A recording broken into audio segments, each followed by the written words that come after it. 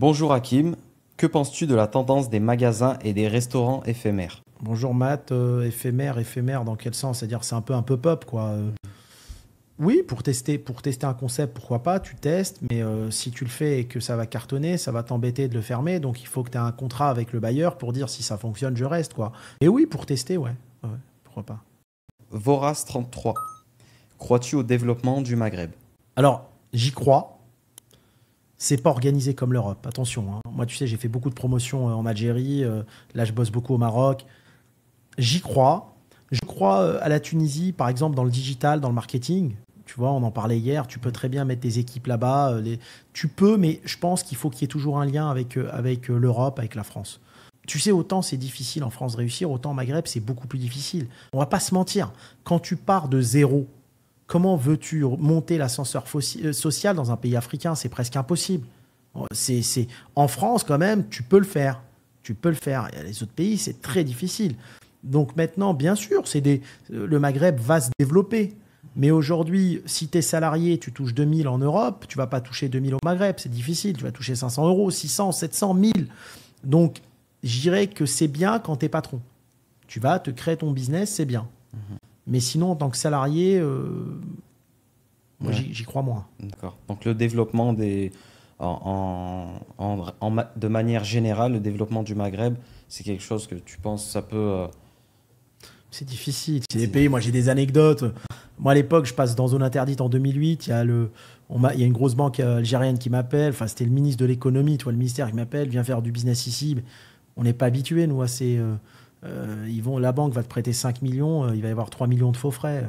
Enfin, quand tu t'habitues quand même à la rigueur européenne et française, c'est très difficile d'entreprendre au Maghreb. Attention, il faut y aller. Moi, j'ai plein d'amis qui ont entrepris au Maroc, ils ont tous regretté.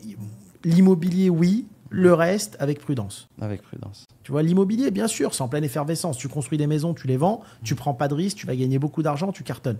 Maintenant, tu fais un petit barbershop, oui, etc. Mais je dirais, dans ces pays-là, te frotte pas aux gros poissons. Comme partout d'ailleurs, hein. Comme partout. Mais il faut pas te frotter aux gros poissons. La même personne, est-ce que le kebab est toujours pertinent en 2024? Alors, le kebab, c'est mondial. Si on le compare aujourd'hui au tacos, au French tacos, pas au tacos mexicain. Tacos français, t'en as où? En Belgique, en France, c'est tout. Ouais. Peut-être 2-3 qui traînent à travers le monde. Mais le kebab, c'est mondial. Tu vas à Bali, il y a des broches de kebab. Tu vas au Mexique, il y en a. Tu vas au Vietnam, il y en a. Tu vas en Australie, il y en a. Tu vas à Mamoudzou, au Japon, il y en a. C'est mondial, le kebab. C'est un marché français qui représente peut-être 1 ou 2 milliards, je sais plus. À travers le monde, c'est peut-être un marché à 15-20 milliards. C'est mondial. Partout, tu verras une broche. Tu vas au Liban, chez les Libanais, ils ont leurs broches. Tu vas en Turquie, il y a les broches. Partout, il y a du kebab. Il est là depuis des dizaines et des dizaines d'années. Il n'est pas prêt de mourir.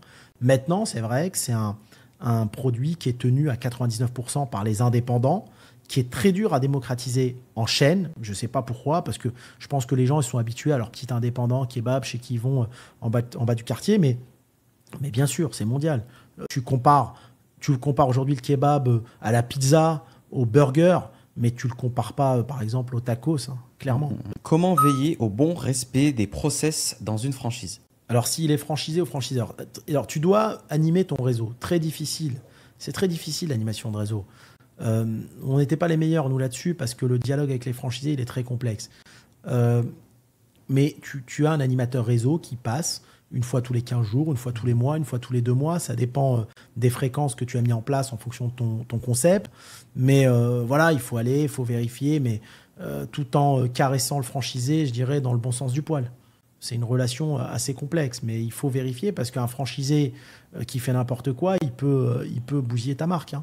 Donc il faut y aller, vérifier. Mais c'est toujours difficile de dire à quelqu'un tu fais pas bien le boulot alors qu'il a investi son argent. C'est une relation qui est très complexe.